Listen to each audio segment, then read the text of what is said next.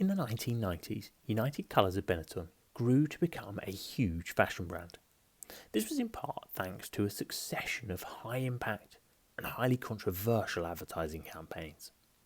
The first of these is fairly disgusting, but it makes its point that we're all the same underneath. Today you might be asking how this helps sell jumpers, and we will come to that. The second of these ads is in direct response to the AIDS crisis of the early 90s.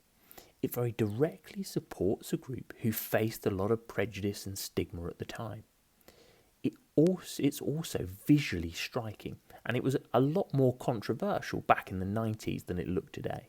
This was an issue people simply weren't talking about. Finally is an ad featuring a same-sex couple and their baby. Again, at the time, this was a very unusual image. And it's another example of the United Colours of Benetton standing with minority groups.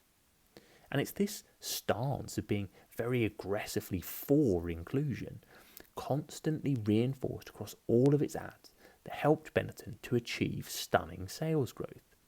At the time, it was unusual for a brand to do this, and that created clear white space for Benetton. But also, every ad campaign attracted huge amounts of noise and debate. It's hard to assess the amount of earned media these ads attracted, but some of them were front page news.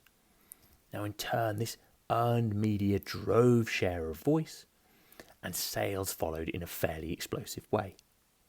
So what happened? Because Benetton are nothing like as big today. Now this is a little complex, but two of the factors were that people tired of the controversy, and Benetton found it hard to maintain its shock value across these campaigns. And at the same time, fashion changed, there were some new competitors, and they took and won share as attention from Benetton waned a little.